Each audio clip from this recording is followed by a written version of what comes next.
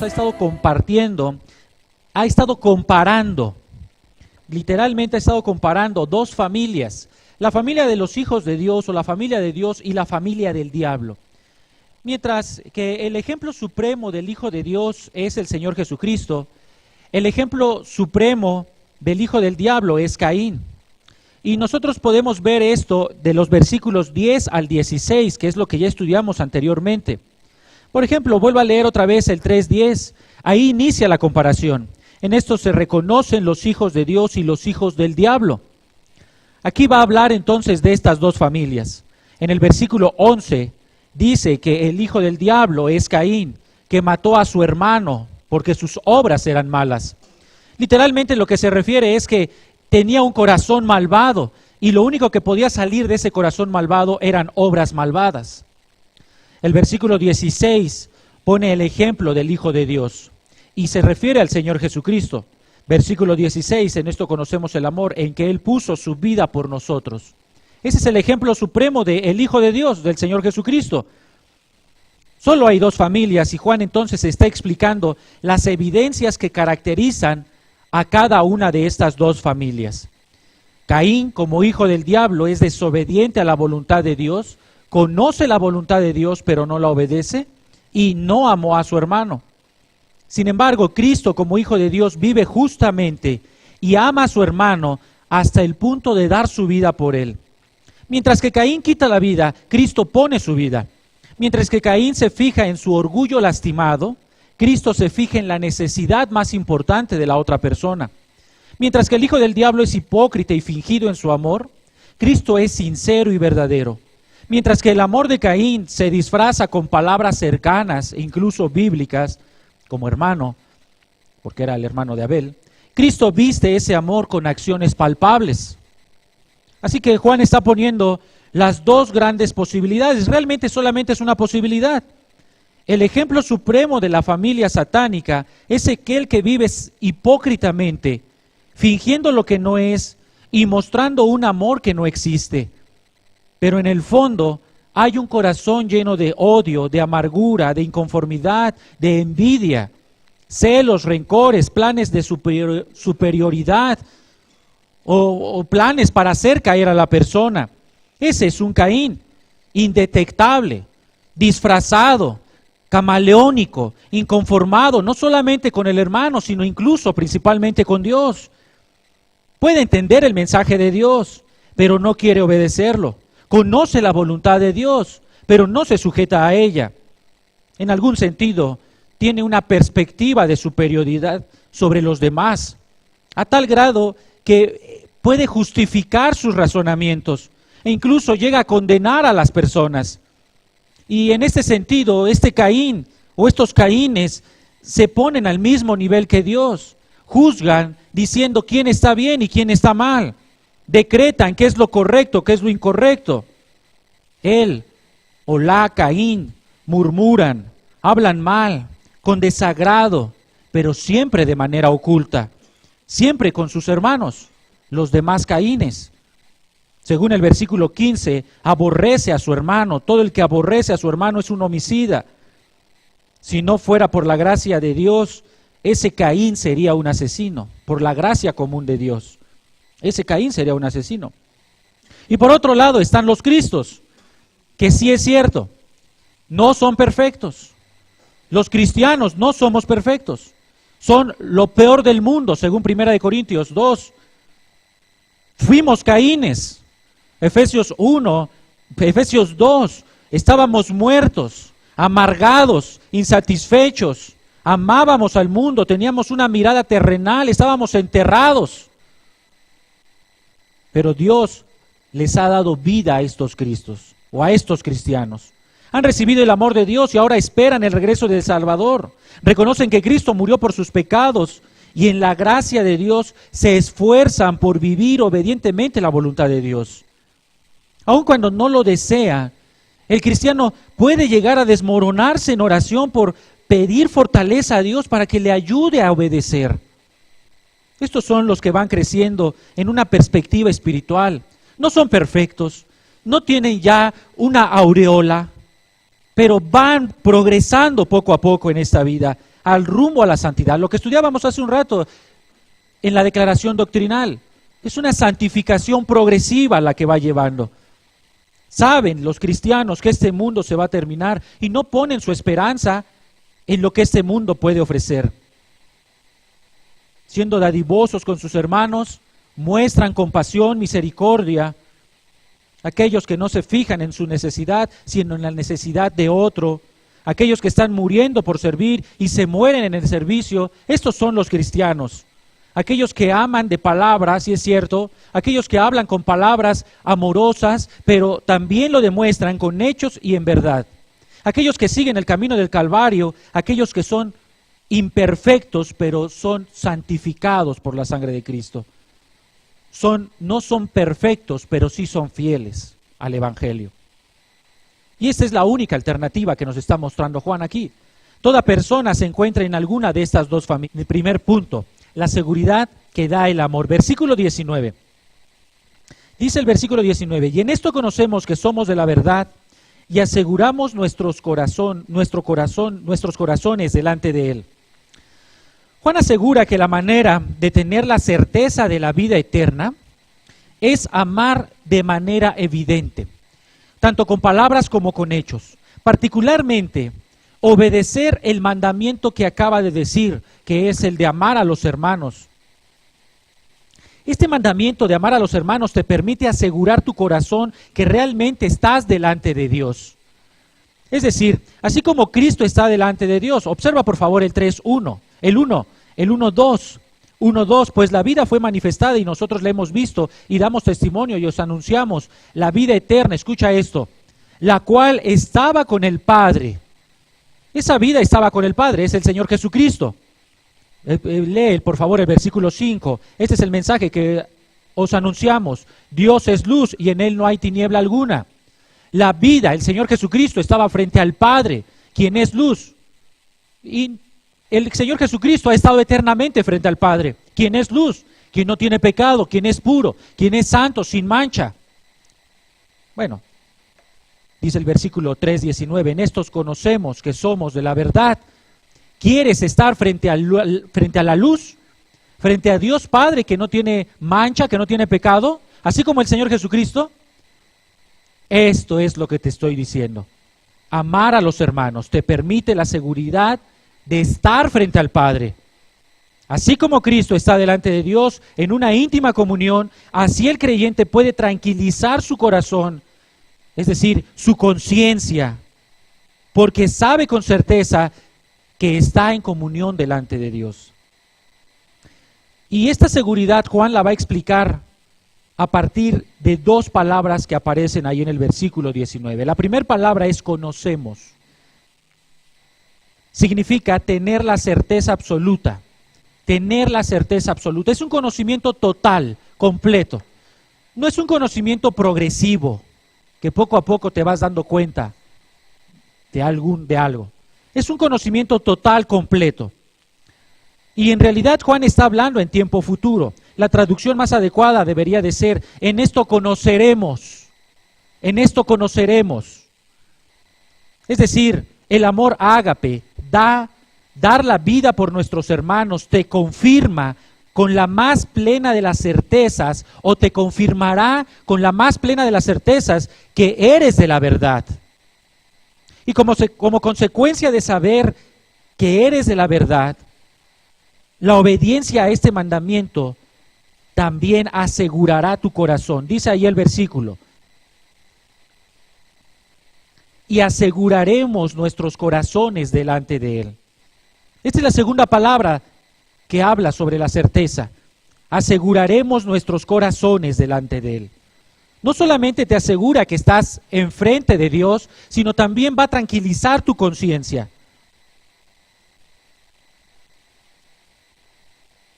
Ahora déjame explicarte esto un poco más a detalle. Tú te puedes imaginar a los hermanos que están escuchando esta carta. Esta carta fue mandada a 7 iglesias. Cuando el apóstol Juan en el año 95 después de Cristo se pone a redactar esta carta y manda esta carta a 7 iglesias, las 7 iglesias que aparecen en Apocalipsis.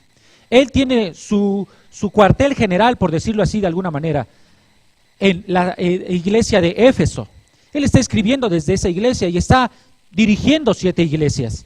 Es el último de los apóstoles y te puedes imaginar a los hermanos que están escuchando esta carta. Y otra vez, vuelve a leer el 1:3, por favor. 1:3. Todo lo que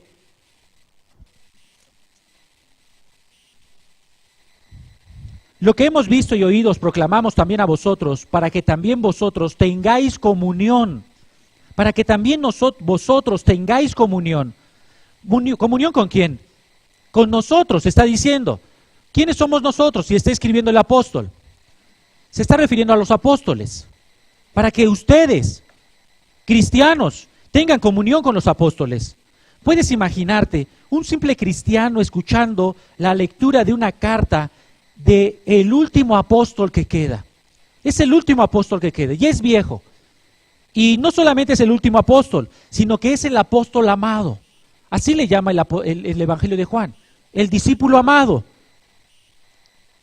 Y este apóstol le está escribiendo a esta iglesia o a este cristiano, a un simple cristiano, y el apóstol está diciéndole que va a tener una comunión con ese apóstol. Vas a ser de los míos, un compañerismo, una intimidad con el apóstol.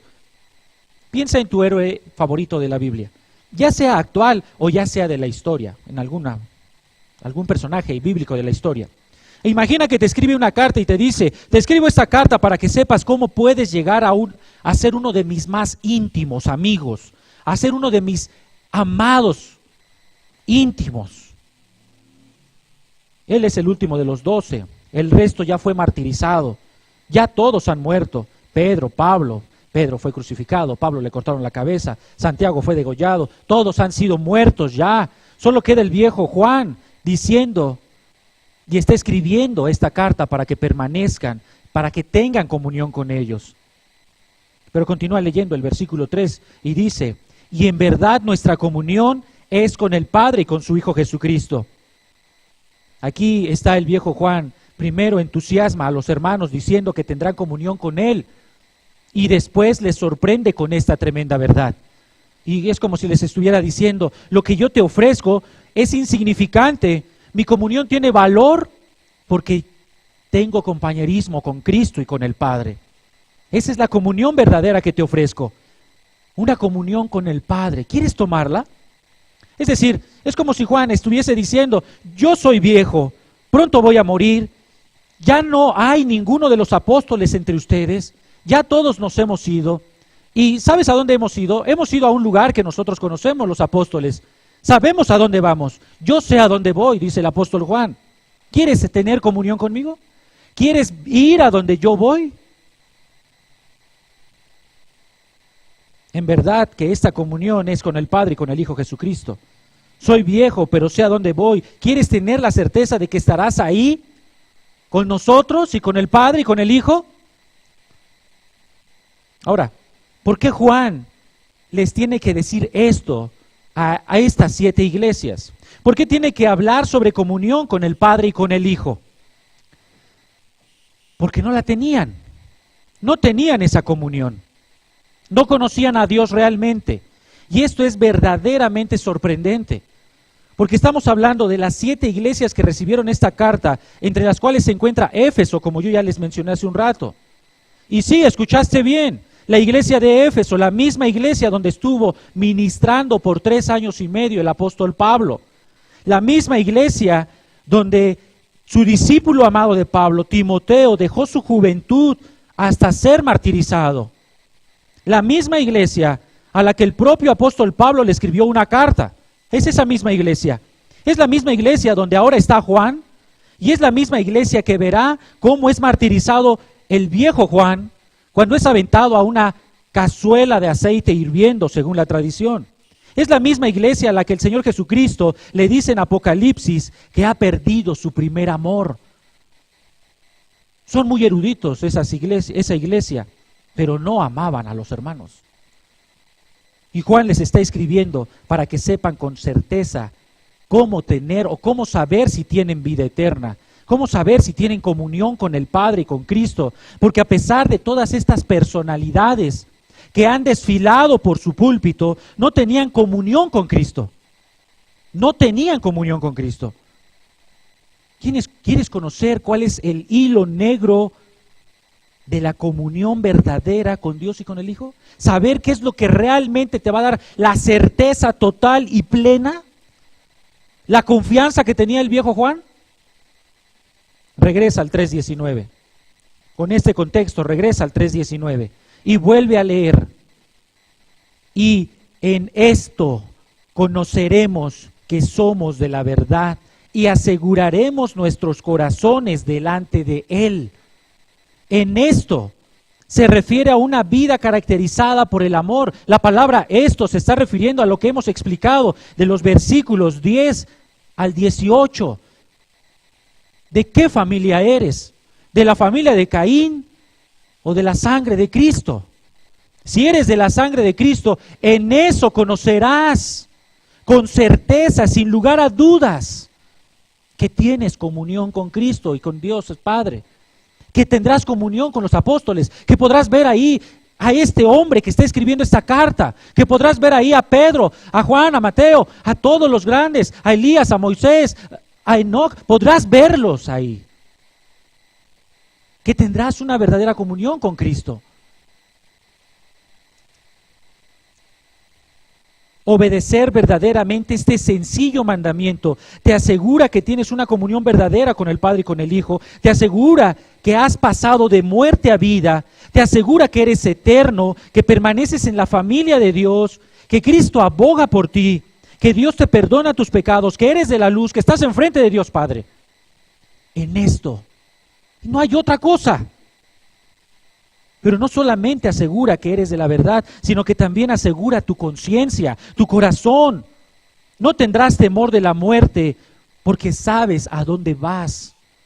Y esto lo han vivido todos. Tal vez algunos jóvenes todavía no, pero lo vas a vivir. En algún momento de tu vida te has enfrentado a la muerte. Has visto a alguien, un cadáver. Has enterado de alguien que viste ayer y hoy ya no está. Su cuerpo está ahí inerte. Has estado frente a la muerte, algún accidente, alguna enfermedad. Has visto un asalto, te han apuntado a la cabeza, algo ha sucedido. Y tu corazón se ha acelerado. Y tus pensamientos han pasado rápido. Has estado ahí. Y no has dicho, gracias Señor. No fue tu primera reacción. Pero esto te asegura a tu conciencia que sabes a dónde vas. Esto le asegura a tu conciencia, a tu corazón.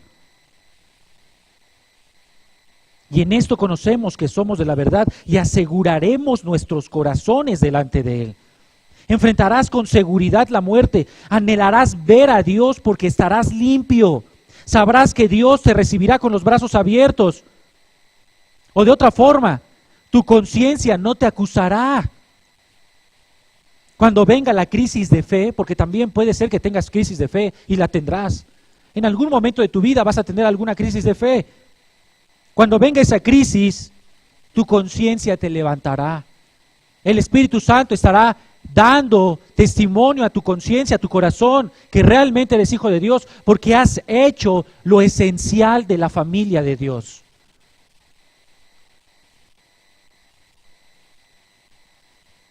Por eso dirá en el versículo 21, amados, si nuestro corazón no nos reprende, confianza tenemos en Dios.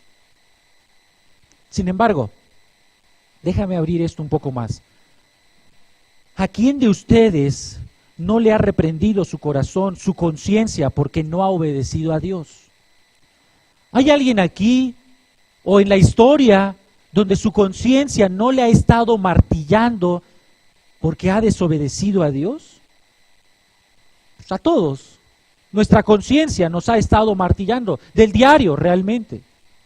En algún momento de nuestra vida, casi del diario, nuestra conciencia nos está reprendiendo. Así que, ¿eso significa que nadie podrá tener confianza delante de Dios? Porque estamos hablando aquí de que tu conciencia esté tranquila. Pero, ¿ha pasado un día en donde tu conciencia esté tranquila? ¿Ha pasado un minuto? Por consiguiente, ¿quién podrá tener confianza delante de Dios? Juan ya nos ha dicho la clave. Aquellos que aman a los hermanos tendrán la seguridad, tranquilizarán su conciencia.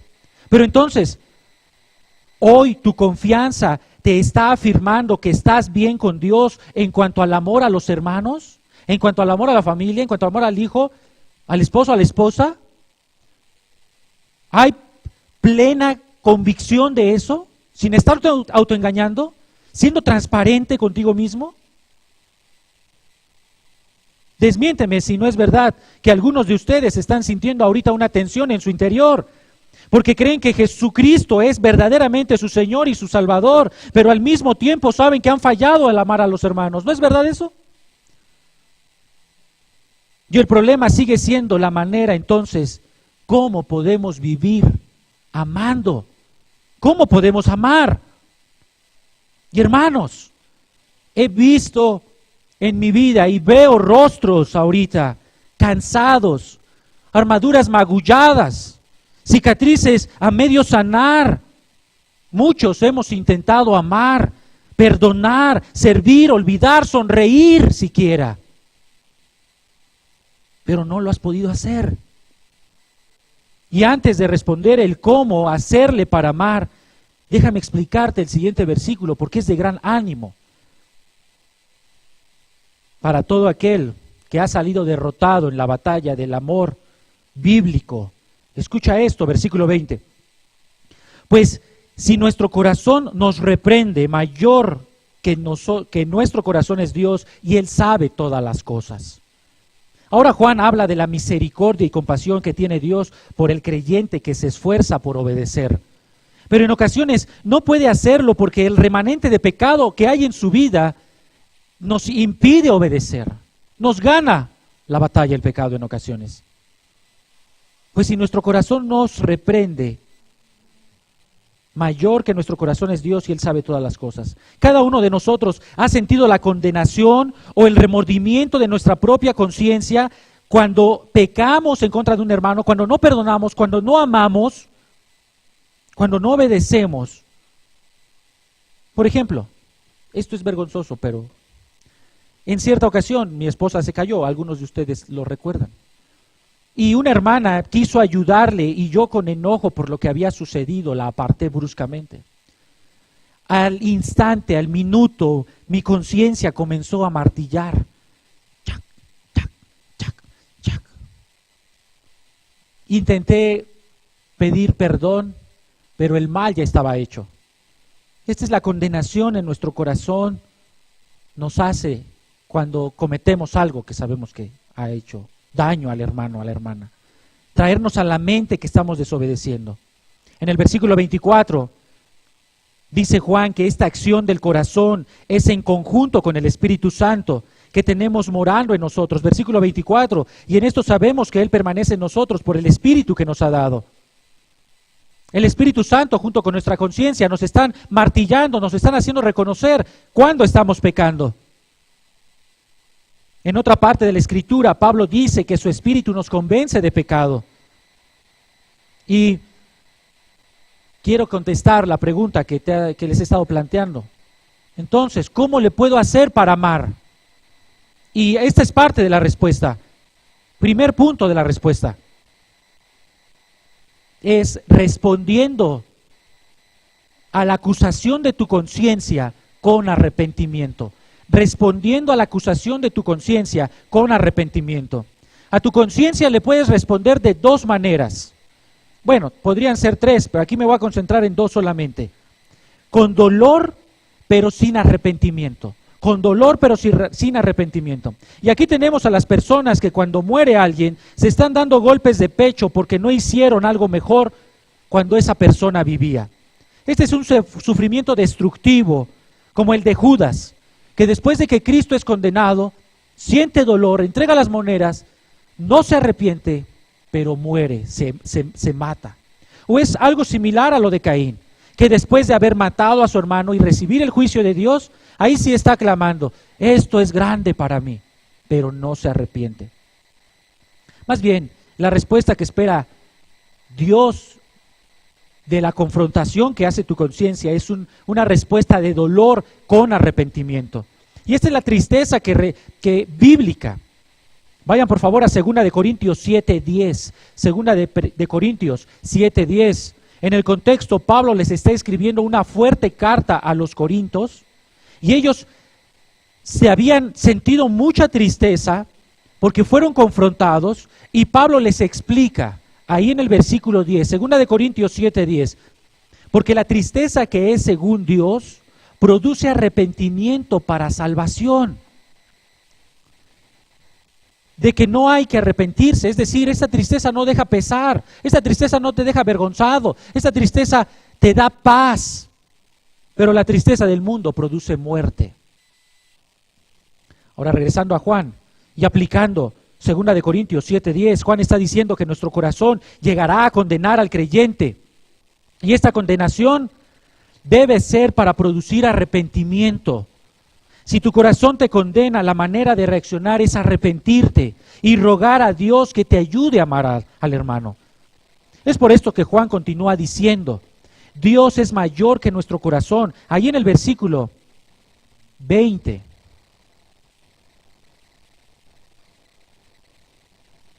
Dios es mayor que nuestro corazón, Él sabe todas las cosas. Él sabe que no hay pesar en tu corazón. Bueno, más bien, Él sabe que hay pesar en tu corazón. Él conoce que deseas agradarle y obedecer sus mandamientos. Él está listo para perdonar tu pecado, para mostrar misericordia realmente.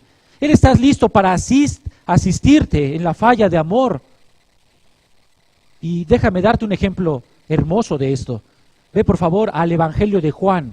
Evangelio de Juan, capítulo 21. Evangelio de Juan, capítulo 21, versículo 15 al 17.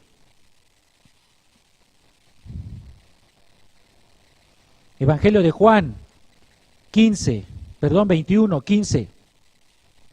Entonces, cuando había acabado de desayunar, Jesús dijo a Simón Pedro, Simón, hijo de Juan, ¿me amas más que estos?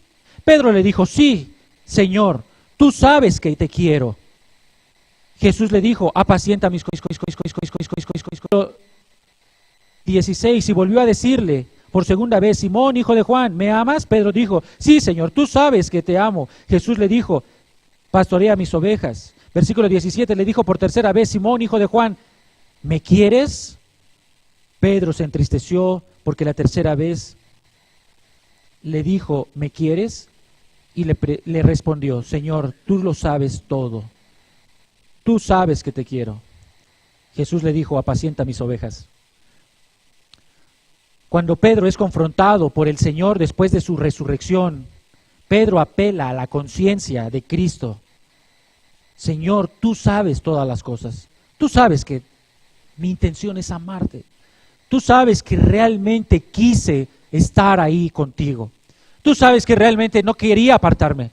Sabes que realmente quería estar cuando estaban los soldados. Realmente quería sacar mi espada y defenderte, Señor. Yo quería estar ahí. Pero el sueño me venció cuando estaba en el huerto. El temor me apartó de ti. Sentir la presión en ocasiones, Señor, hizo que te negara, Padre. Tú sabes que estaba en mi corazón el anhelo. Tú lo sabes todo. Señor, tú lo sabes todo. Tú sabes que te amaba, te amo, Señor. En el sentido, la palabra original ahí es fileo. Tú sabes que te amaba como amigo. Y Cristo le estaba preguntando, Pedro, ¿me amas con amor ágape al punto de poner tu vida por mí? Y Pedro le dice, tú lo sabes todo. Apela a la misericordia de Cristo, como si le rogase, ayúdame a amarte hasta el punto de entregar mi vida por ti. Ayúdame a amarte. ¿Y sabes cuál es lo mejor? Que realmente Cristo le ayudó.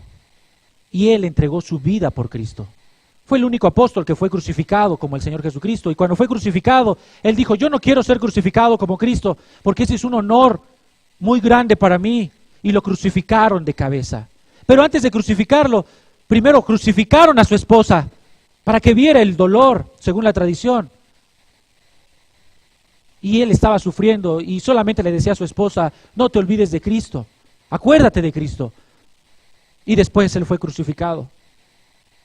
El Señor le dio amor hasta el punto de entregar su vida por él.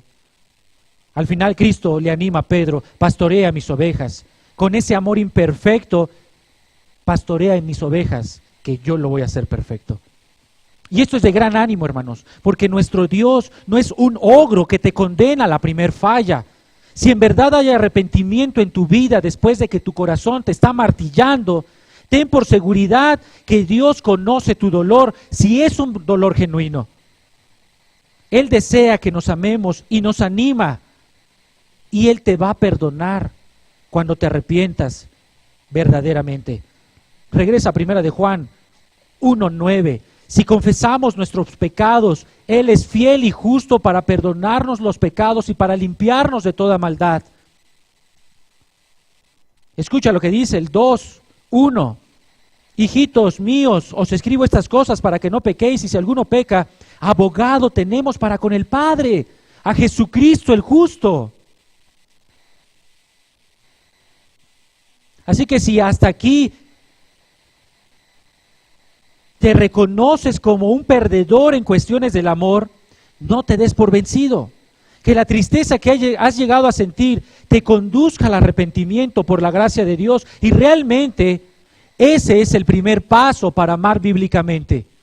Reconoce tu incapacidad, arrepiéntete de ese pecado, honestamente. Reconoce que no has podido hacerlo, que no puedes hacerlo. Ahora, segundo paso, segundo parte de la respuesta. Versículo 22, 3:22. Y cualquier cosa que pidiéremos, la palabra importante es ahí, pidiéremos, la recibiremos de Él. ¿Qué cosa le podemos pedir? Cualquier cosa. ¿Cualquier cosa? El contexto está hablando del amor a los hermanos. Cualquier cosa referente al amor. Cualquier cosa referente al amor. Juan está hablando aquí de una súplica que el creyente le hace al Padre. Es una petición suplicante que un inferior no puede cumplir. Nuestra conciencia nos está demoliendo. Tenemos un remordimiento en nuestro interior que nos brincó inmediatamente después de mostrar indiferencia, agresividad, falta de misericordia, falta de compasión. Y en ese momento debemos estar seguros que Dios conoce nuestro arrepentimiento y puede hacer todo lo posible para que amemos. Esa falta de amor Dios la puede suplir con creces. La recibiréis, lo recibiréis de Él. Esto es una verdadera expresión de dependencia del creyente. Tan pronto tu conciencia te atormenta, ruega a Dios, hermano. Y Juan te asegura que Él te va a dar amor. Tú no tienes nada de ese amor realmente, pero Dios ha depositado ese amor en tu corazón. Escucha por favor 4:8, 1 de Juan 4:8. El que no ama no conoce a Dios, porque Dios es amor. Versículo muy conocido. La naturaleza de Dios, la expresión misma de Dios es el amor. Él te puede dar ese amor si se lo pides. Así que, ¿qué te falta para poder demostrar el amor a los hermanos? ¿Hay algún pecado que te esté estorbando para amar a alguna hermana? ¿Hay alguna envidia, algún celo, algún rencor, alguna ira contra algún hermano o hermana? Aunque el amor por los hermanos no es una opción para el verdadero Hijo de Dios, ¿te hace falta el deseo de amar? Simplemente eres inerte, estás sufriendo y no sientes compasión. ¿Te es difícil acercarte, orar con él, con ella? ¿No puedes quitar de tu mente algunas actitudes que te lastimaron en el pasado? ¿No has perdonado algún pecado cometido contra ti? ¿Sigues recordando alguna risa que escuchaste a tus espaldas? ¿Sigues viendo algún gesto, alguna actitud que piensas que fue contra ti? ¿Qué te hace falta para poder amar al hermano o a la hermana, de hecho y en verdad? ¿Qué te hace falta para que tu corazón no te esté martillando en la conciencia? El apóstol está diciendo a sus hijitos, no tienes que hacer otra cosa. Realmente no tienes que hacer otra cosa. No tienes que ser un experto en la palabra, ni ser el viejo o el más viejo en la congregación. No necesitas ningún requisito, solo pídeselo al Señor. Solamente pídeselo. Son muy buenas las comidas, no las dejes. Es muy bueno el compañerismo, el hablar con franqueza, no lo dejes. Pero lo primero es rogar a Dios que perfeccione ese amor en tu corazón. Eso es lo primero. que el propio Dios perfeccione el amor que tienes. Y el único que puede ayudarte para hacer esto es el único que ha dado su vida. No puede ser otra persona. No es una persona. No es alguien que te va a decir el mejor consejo. Es Dios mismo, porque solamente Él ha dado su vida por ti. Y esto nos recuerda a Romanos 8:32. El que no escatimó a su propio Hijo, sino que lo entregó por todos nosotros, ¿cómo no nos dará también con Él todas las cosas? Y aplícalo a este contexto. ¿Cómo no te dará también todo lo que necesites para amar lo que es inamable? ¿Tienes duda? Cristo murió. Él dio a Cristo. Él no lo reservó. Él lo entregó. También puede entregar en abundancia el amor, si se lo pides. Finalmente, el último paso. Ya sabes que una vida amorosa te asegura el estar delante de Dios en plena confianza.